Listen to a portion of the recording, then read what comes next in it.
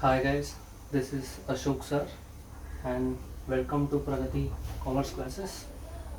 So हम क्या करने वाले हैं वो मैं आपको पहले बता देता हूँ।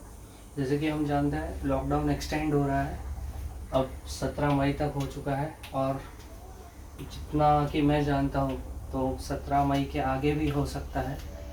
तो हमारा HSC का सिलेबस जो कि अप्रैल में चालू हो जाता था वो अभी आगे बढ़ गया है, आगे एक्सटेंड हो रहा है, लेकिन we have lot to cover in few months. So हम क्या कर रहे हैं, हम यूट्यूब पे या फिर ई लर्निंग पे शिफ्ट हो चुके हैं फॉर टाइम बिंग, जब तक ऑफलाइन चालू नहीं हो जाता, सब कुछ चालू नहीं हो जाता, या फिर उसके बाद भी कुछ सब्जेक्ट्स ऑनलाइन ही पढ़ाए जाएंगे। तो मैं पढ़ाने वाला हूँ BK और उसमें सबसे पहला टॉपिक है dissolution of partnership firm. So dissolution of partnership firm का मतलब है,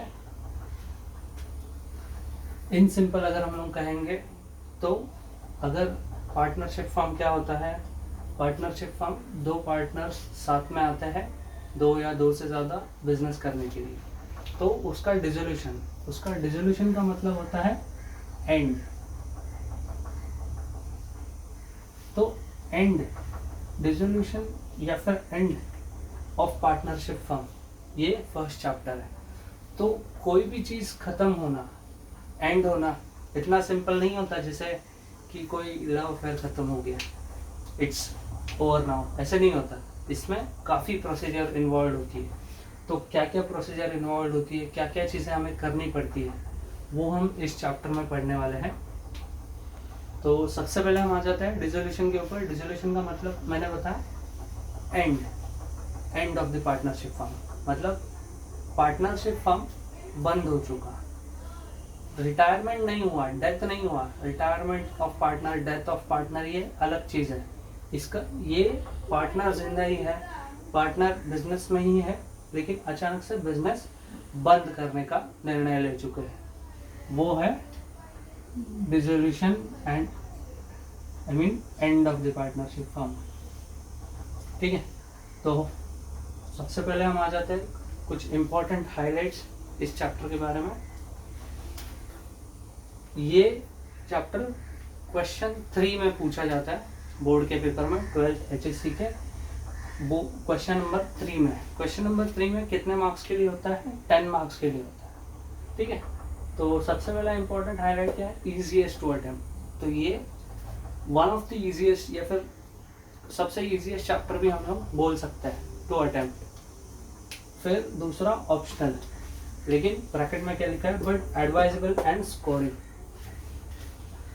ये चैप्टर क्या है, आपको कंपलसरी करना है क्या?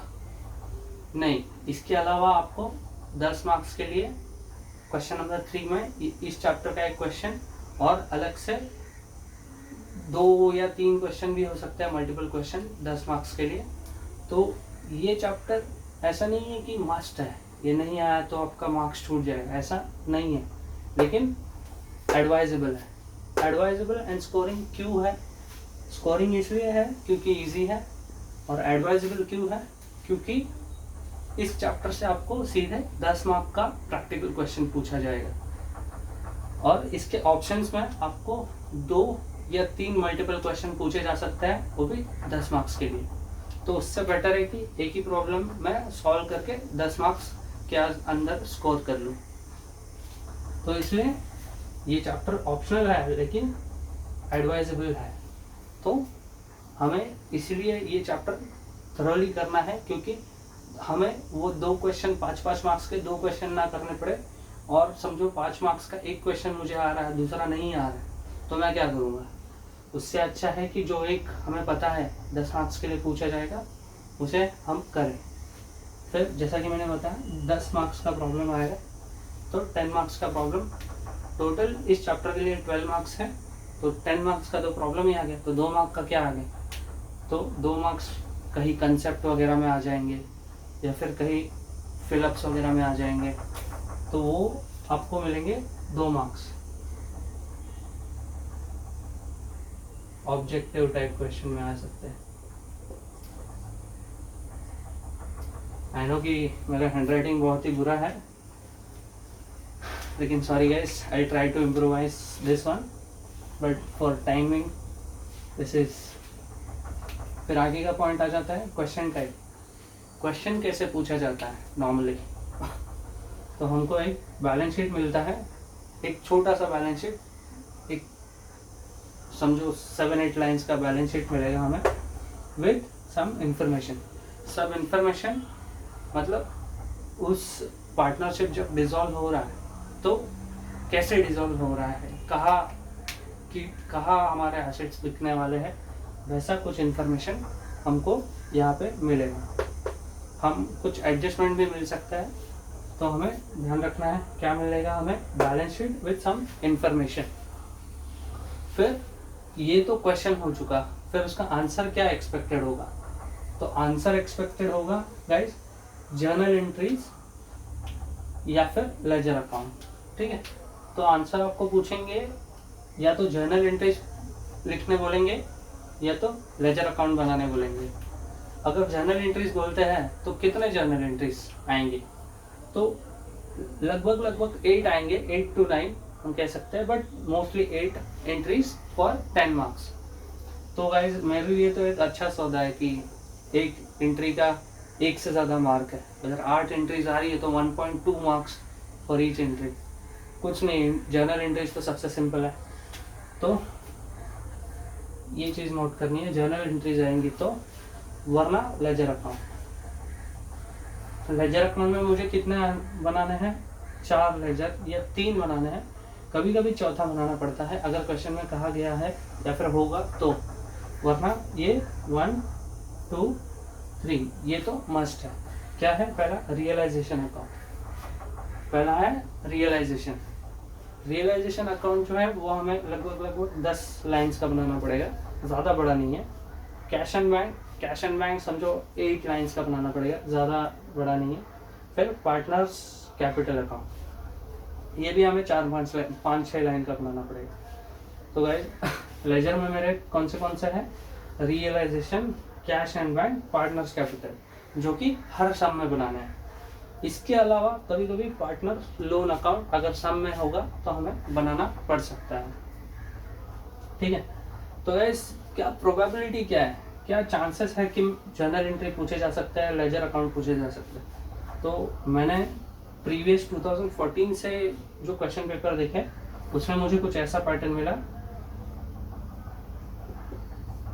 30% of the times journal entries पूछी गई और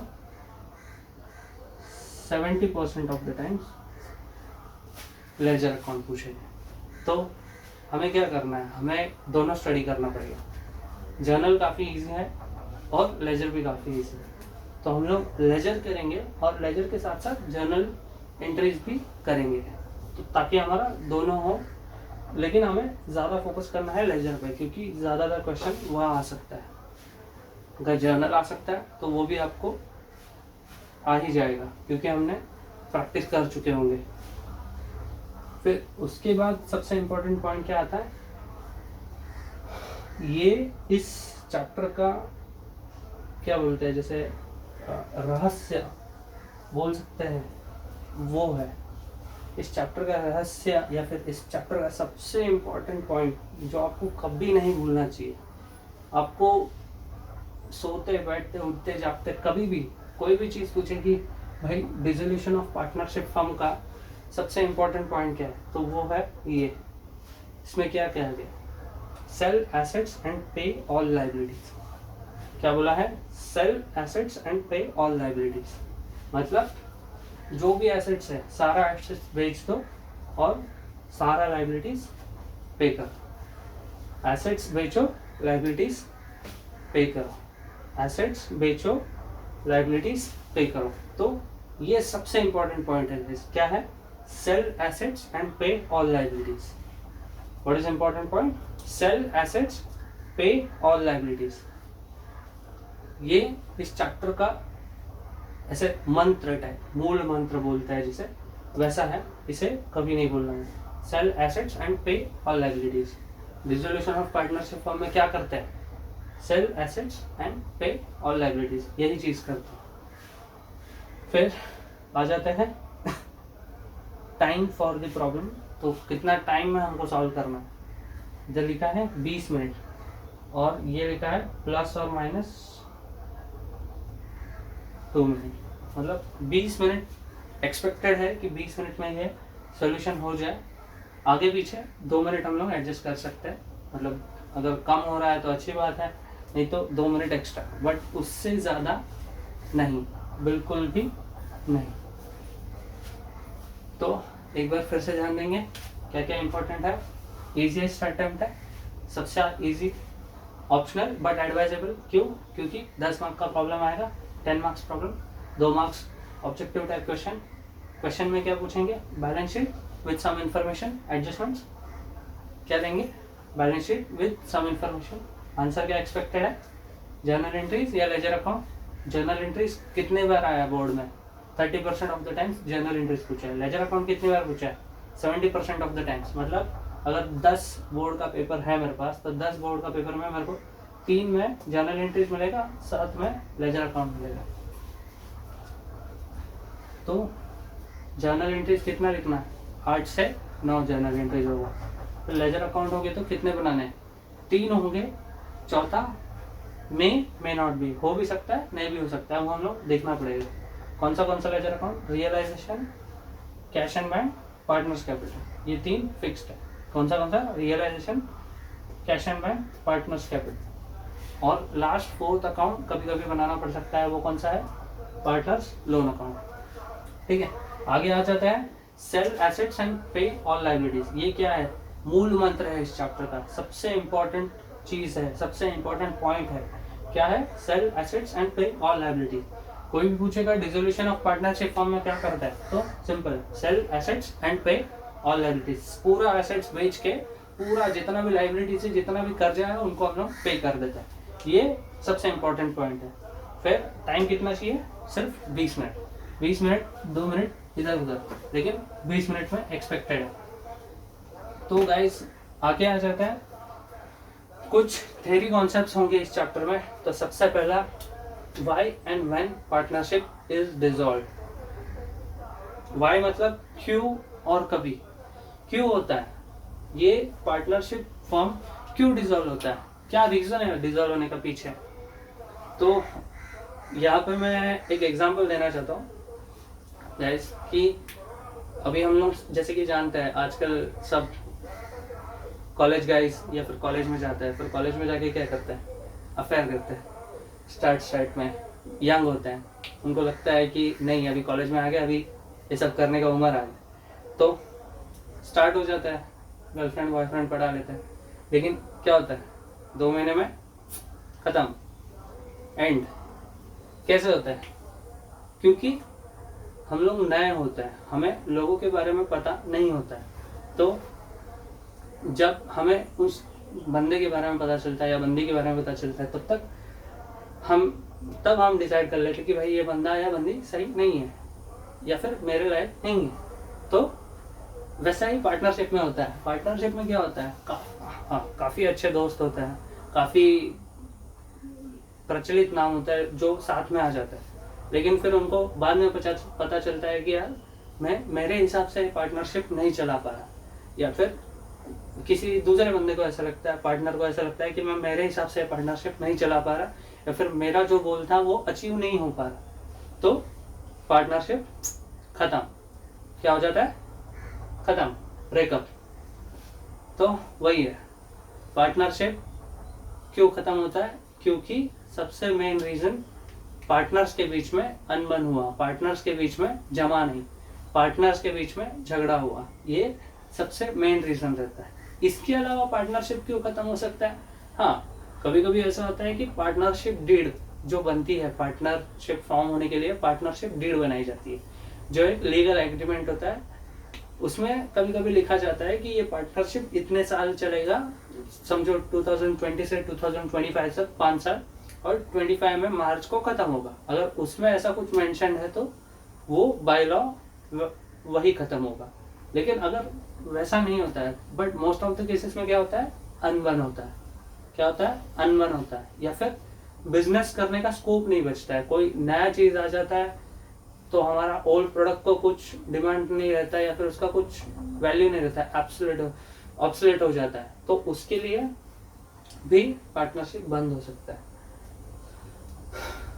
तो वाई क्यों पार्टनरशिप बंद होता है? व्हेन कभी होता है अनबन हुआ या फिर लीगल एग्रीमेंट के हिसाब से, पार्टनरशिप डीड के हिसाब से बंद हुआ, ये वाई एंड व्हेन पार्टनरशिप। फिर उसके बाद मीनिंग ऑफ रियलाइजेशन, मतलब इधर मैंने बताया 4 अकाउंट बनाने पड़ेंगे, realisation account, cash and bank account, partners capital, partners loan.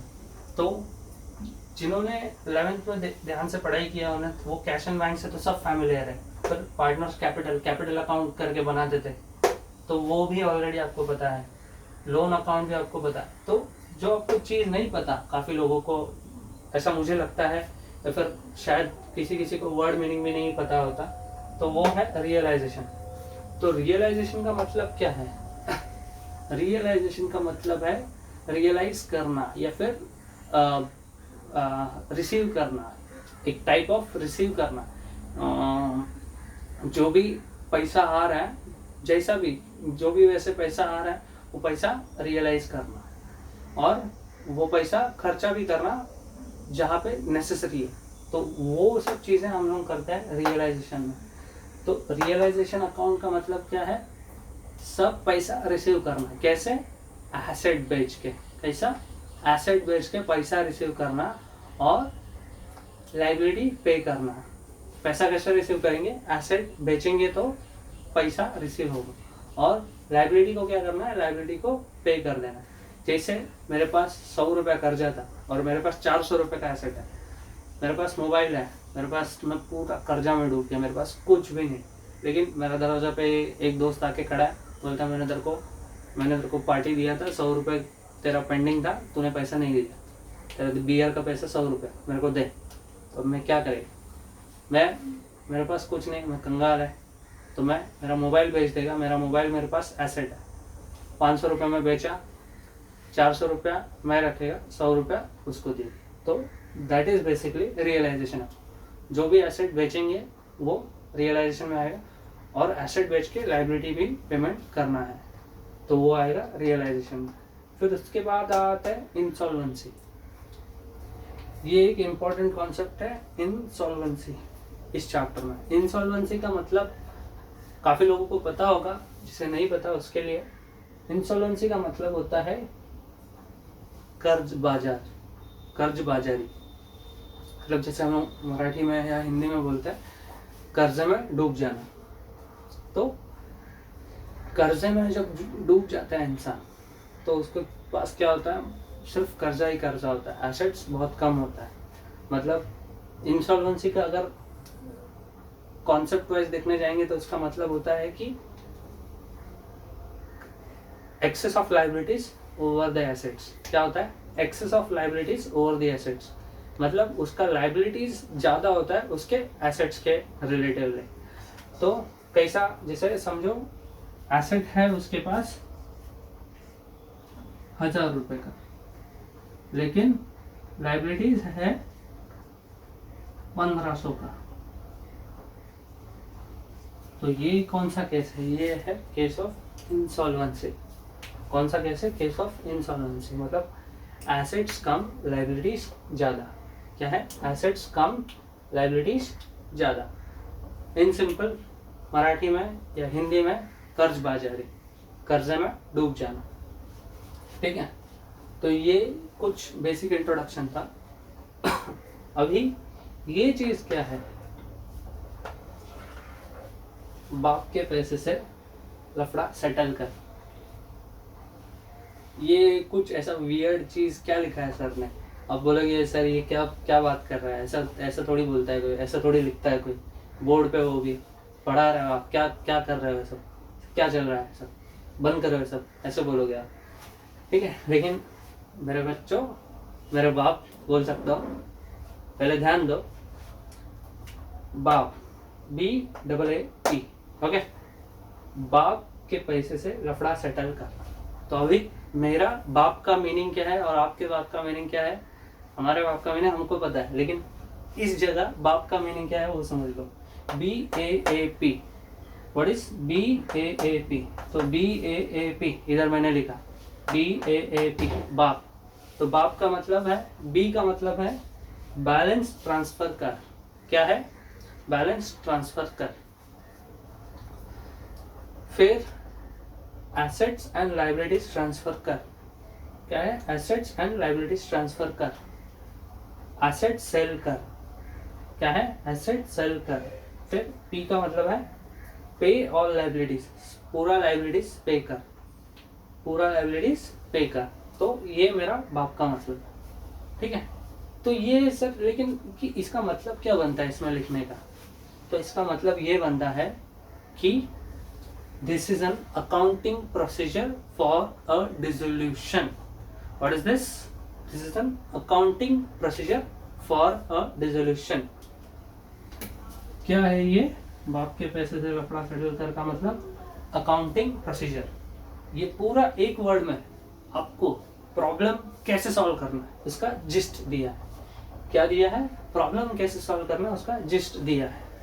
तो बाप का मतलब, बी का मतलब बैलेंस ट्रांसफर का। प्रॉब्लम में आपको बैलेंस शीट दिया होगा, बैलेंस शीट में कैश एंड बैंक बैलेंस होता है, प्रॉफिट एंड लॉस होता है।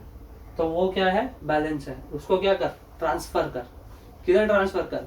कैश एंड बैंक लेजर बना रहे हैं हम, बैलेंस शीट में कैश एंड बैंक होता है, तो उधर से बैलेंस कैश एंड बैंक में लेकर आ। फिर पार्टनर्स कैपिटल है, कैपिटल को भी कैपिटल में लेकर आ। तो इसका मतलब क्या हुआ? बैलेंस ट्रांसफर कर। क्या क्या? Cash and bank, capital, loan, जो भी हो सकता है वो। फिर एसेट्स एंड लायबिलिटीज ट्रांसफर कर। क्या बोला है? एसेट्स एंड लायबिलिटीज ट्रांसफर कर। Assets and liabilities balance sheet में दी होंगी क्वेश्चन में, किधर ट्रांसफर करेगा? रियलाइजेशन में। किधर ट्रांसफर करेगा? रियलाइजेशन अकाउंट में। क्यों ट्रांसफर करेगा? क्योंकि एसेट को बेचेगा। क्यों ट्रांसफर करेगा? क्योंकि एसेट को बेचेगा। फिर एसेट्स को बेचकर क्या करेगा? एसेट्स को बेचकर जो भी कर्जा है, लायबिलिटीज, वो पे करेगा। क्या करेगा? एसेट को बेचेगा, लायबिलिटीज पे करेगा। क्यों ऐसा करेगा? क्योंकि डिसोल्यूशन कर रहा है। तो सबसे इंपॉर्टेंट, एसेट को बेचने का, लाइब्रेरी को पे करने का, ये कभी नहीं भूलना। फिर ये हो गया हमारा बाप का मीनिंग। ये मेरे बाप का मीनिंग डिसोल्यूशन के लिए बोल सकते। फिर आगे आता है पैसे से। अभी एसेट बेचा, लाइब्रेरी पे किया, फिर से पैसा बचा, तो क्या करेगा? डिसोल्यूशन ऐसे ही हो जाता है क्या? इजीली हो जाता है? नहीं।